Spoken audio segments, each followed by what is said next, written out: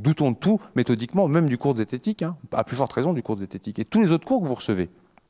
Tous les autres cours que vous recevez à l'université, il faut en douter. Et pour le faire, il faut qu'on se mette d'accord sur quelques points. Et les quelques points qui viennent là, ils sont absolument essentiels dans la démarche. Je crois qu'il me reste, si je veux vraiment vous prendre vos questions, je vais juste introduire les questions de science, la distinction entre acte de foi et adhésion, qui sont essentielles si on ne veut pas s'engueuler. Pas entre nous, mais entre vous même et avec vos collègues et vos copains et vos familles. Derrière le mot science, quand j'utiliserai le mot science, moi, il a un sens très précis, qui n'est pas le même que pour beaucoup de gens qui parlent. Derrière le mot science, il y a 4 sens différents. Le premier sens, c'est, quand on parle de science, parfois on entend le groupe social des scientifiques. C'est tous les gens qui font de la science. Alors bon, vous êtes à l'université, vous n'êtes pas trop complexé par ça. Mais pour les gens qui ne sont pas à l'université ou qui ne connaissent pas trop de scientifiques, leur imaginaire, c'est plutôt, je vous ai mis le doc de Retour vers le futur, je vous ai mis des mecs qui font des trucs bizarres dans leur cave et qui injectent genre les docteurs Frankenstein de maintenant, quoi, si vous voulez. Et le groupe social, il est critiquable. Il a ses rites, il a ses grades, il y a plein de trucs critiquables. La sociologie des sciences critique ça, d'ailleurs, hein, de manière approfondie. Moi, je défends pas le groupe social et scientifique, je m'en fous, quoi. Je m'en fous. La somme des connaissances, c'est déjà plus intéressant. C'est tout ce qu'on sait sur le caniche à poil ras, tout ce qu'on sait sur le cloporte, tout ce qu'on sait sur la salade, tout ce qu'on sait sur le neutrino, tout ce qu'on sait sur, je sais pas moi, l'escalade d'engagement en psychologie sociale, tout ce qu'on sait sur l'arabe littéraire du XIe siècle. Vous voyez, tout ce qu'on sait à un moment donné. Ça fait un empilement de bouquins, c'est pour ça que j'ai mis un empilement de bouquins. Mais vous savez que la science, c'est un processus qui est correctif, parce qu'il est collaboratif, et il est collectif, et il est correctif. C'est-à-dire qu'on corrige quand c'est faux. Ça prend parfois plus ou moins de temps, mais on corrige. Et donc, généralement, les feuilles du dessus, elles bougent, quoi. Les dernières publications qui arrivent, il y en a un autre qui refait, on se rend compte que c'est pourri, hop, et on vire et tout. Des fois, il arrive même qu'il y ait des révolutions. Alors, révolution, on appelle ça comme ça, hein, c'est quand quelqu'un vient et tire un bouquin très bas dans la colonne, quoi. Donc, Einstein, 1905, il arrive, il tire, plof. Enfin, tout tombe pas, mais il y a quand même pas mal de dégâts.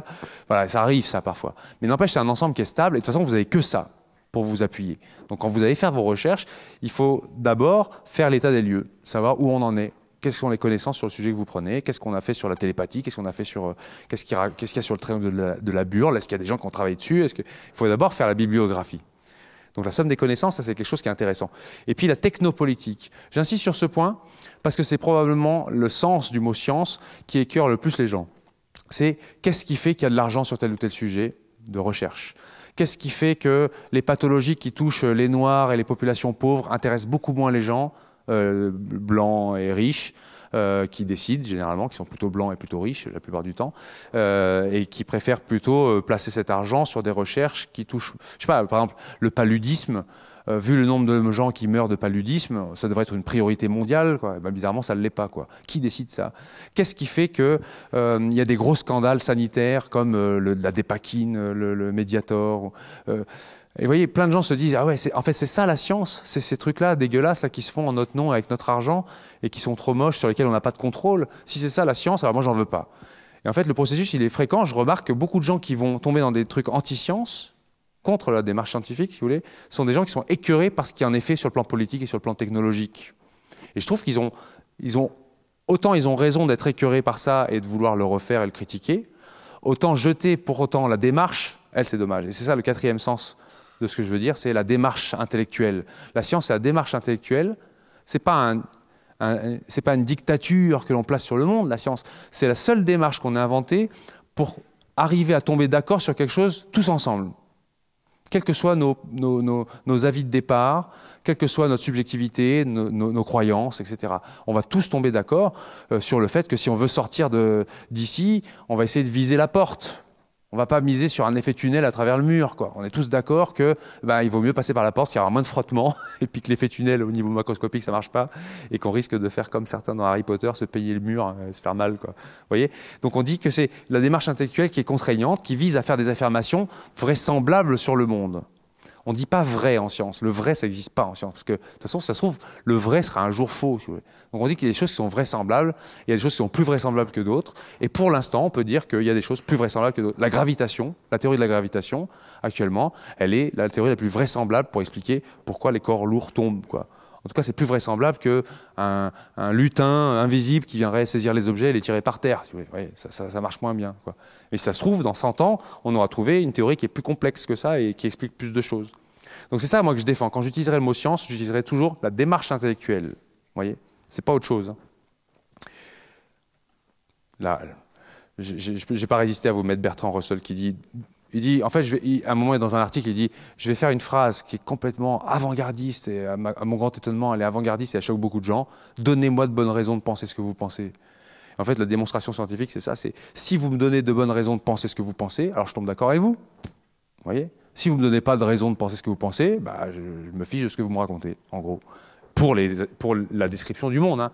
Il ne s'agit pas de discuter des valeurs ou discuter de vagues opinions artistiques, par exemple. C'est pas ça. Hein. On parle vraiment de la description du monde. Donc la science, elle fait des énoncés testables, potentiellement réfutables. La science peut faire des énoncés puis ils sont faux, vous voyez. Mais on essaie de les rendre les moins subjectifs possibles.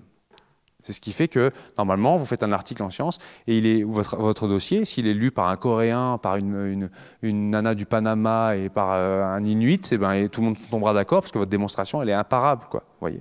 C'est censé être évaluable par tous et en plus, c'est collectif comme démarche. En fait, c'est chouette, quoi. C'est collectif, c'est collaboratif, c'est censé être collaboratif. Maintenant, deuxième point, distinction entre acte de foi et adhésion. Hyper important de comprendre la différence. Un acte de foi, c'est quand vous postulez que quelque chose est vrai sans preuve. C'est très pratique un acte de foi parce que vous pouvez faire le choix de l'acte de foi que vous voulez.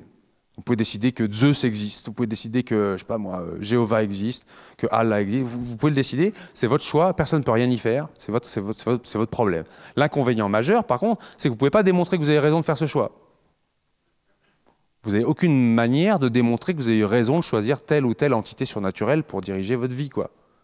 Mais c'est une affaire intime. Donc les actes de foi, ça ne nous regarde pas. Et dans le cours de zététique, on ne parle pas de vos actes de foi. Et vous en avez, j'en ai probablement aussi, des actes de foi qu'on ne rediscute pas, quoi. C'est à vous, ça vous appartient. Par contre, l'adhésion, elle regarde tout le monde. Qu'est-ce qui fait que vous allez adhérer à telle ou telle théorie? Qu'est-ce qui fait que quelque chose va remporter votre adhésion? Généralement, c'est des preuves, des démonstrations qui vont vous faire remporter une adhésion.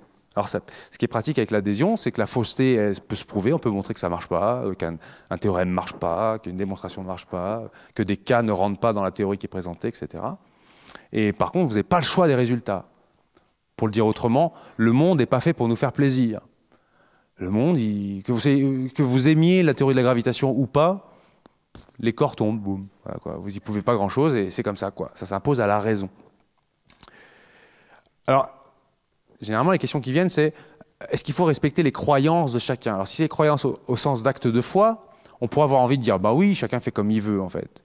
Mais à partir du moment où ces croyances prennent parfois le pas sur l'intimité et deviennent collectives, on les rend publiques, par exemple, où on en parle, je sais pas, prenez un gars comme François Fillon qui parle de ses opinions religieuses à des fins politiques, là, ça devient problématique, vous voyez, c'est plus intime, quoi. Il en parle à des fins politiques. Donc là, ça se rediscute, quoi. Et puis, il y a des croyances qui sont absolument immondes, quoi. Il y a des croyances qui sont racistes. Il y a des croyances qui prétendent que les Noirs sont inférieurs aux Blancs et sont des loques à peine intermédiaires entre le singe et l'humain, quoi. Voyez, il y a des gens qui vous disent que l'excision des jeunes filles leur permet une meilleure vie et de mieux se comporter, quoi. Bon, il y a des croyances. Alors, vous réglerez ça avec des discussions morales et on aura un cours spécifique là-dessus. C'est une question morale et juridique, mais il y a des croyances qui sont vraiment horribles, quoi. Très clairement horribles, vraiment, et puis même attentatoires parfois à d'autres personnes. Puis pour vous donner un exemple tout bête, chez les témoins de Jéhovah, par exemple, le discours est de dire qu'on ne tolère pas les transfusions sanguines. Vous connaissez cette histoire, non, j'imagine? Alors quand un individu fait ce choix-là, il dit ben non, moi je veux pas de transfusion sanguine. Bon, s'il fait ce choix pour lui, moi je trouve que ça se respecte, même si je suis pas d'accord a priori, mais c'est son choix, quoi. Et s'il connaît les attenants et qu'il risque de mourir, bon, tant mieux. Mais si par contre il décide ça pour son enfant qui n'est pas en mesure de le décider, ouais, là ça pose un problème moral qui est fort quand même.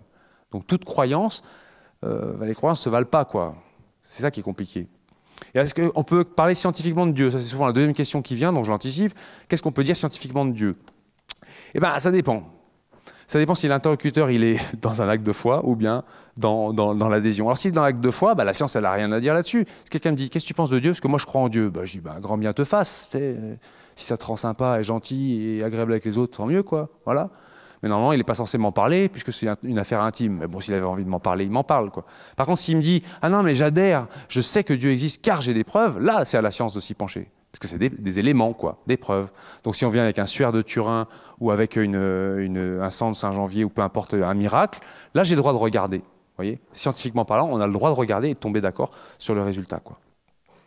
Si vous avez pigé ça, vous avez déjà fait un bon travail. L'adhésion se fait à partir d'énoncés testables, c'est ce que je vous ai marqué. Et il y a des énoncés qui ne sont pas testables. Il y a des choses qui sont très intéressantes dans la vie, mais qui ne sont pas testables et qui ne font pas partie de la science. Et c'est pas grave, c'est de la non-science, quoi. L'art, l'introspection personnelle, j'ai mis la foi, la théologie, la littérature. Enfin, je ne parle pas de la littérature comparée, hein, par exemple, hein, qui est plus technique, quoi.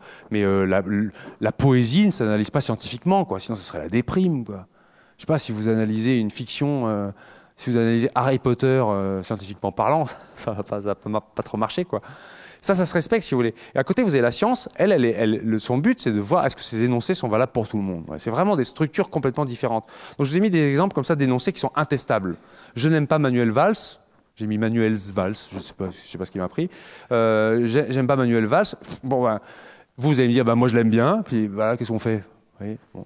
Alors après, si j'arrive avec des arguments techniques, là, je rentre dans une discussion scientifique. Mais sinon, c'est juste un jugement de valeur et ça n'a pas tellement d'intérêt. J'ai mis ceux qui préfèrent GTA à Call of Duty. Bon, l'autre, il dit, pas moi, tu sais. Puis voilà, c'est des jugements de valeur. Si je vous dis, mon Dieu est plus fort que le tien, ou si je vous dis, ma mère est la plus belle, voilà, on peut rien faire avec ça, ok? Ça, on peut rien faire du tout. Par contre, si on vous dit, manger des petits filous, vous savez, ces petits Suisses, avec lesquels je n'ai aucun lien d'intérêt d'ailleurs, hein, sachez-le, fait grandir plus vite, ça c'est une affirmation scientifique. Elle peut être vraie, elle peut être fausse, mais on peut le vérifier. D'accord? Si vous prenez ça, Monsieur Bana, qui nous dit résout tous vos problèmes familiaux, même déçus d'une autre voyance, protection contre les dangers, problèmes sexuels, maladies inconnues, permis de conduire, examen, solitude, fécondité, chance réussie dans vos projets, c'est génial, tout. Ben, il vous dit que voilà, il dit votre mari ou votre femme vous a quitté, il ou elle courra derrière vous comme un chien derrière son maître grâce à son don surnaturel. Alors ça se vérifie. On pourrait l'appeler, lui dire voilà, on va monter un protocole expérimental. Est-ce que quelqu'un qui s'est fait larguer par sa meuf ou son mec, est-ce que 3 jours plus tard, il revient comme un chien courir derrière, quoi. Et on teste si effectivement ce monsieur est capable de faire ça, quoi. En plus, c'est garanti 100% et résultat dans les 3 jours. Bon, bah testons, quoi. Ça se teste, vous voyez. Là, on est dans la science. Alors la bonne nouvelle, et je termine là-dessus pour prendre vos questions, c'est que que ce soit le racisme technique, c'est-à-dire les gens qui prétendent l'infériorité de certains groupes ethniques par rapport à d'autres, le sexisme, le spécisme, c'est-à-dire certaines formes d'ordination des espèces entre elles, l'homophobie, les mensonges pharmaceutiques, les dérives idéologiques, les dérives religieuses en sciences, les pseudomédecines, les arnaques politiques, les mensonges économiques, les mensonges médiatiques. Tout ça, en fait, la bonne nouvelle d'aujourd'hui, c'est que la plupart de ces aliénations-là, qui composent vraiment les aliénations modernes du XXIe siècle, hein, reposent sur des affirmations de type scientifique.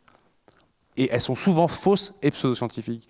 C'est-à-dire que c'est vachement plus puissant de démontrer pourquoi quelque chose est faux que de juste objecter des jugements de valeur. Je me rappelle une copine, par exemple, qui me disait toujours, pendant que Sarkozy était président de la République, il disait « Ah, je déteste Sarkozy, je le déteste, je déteste, je déteste ».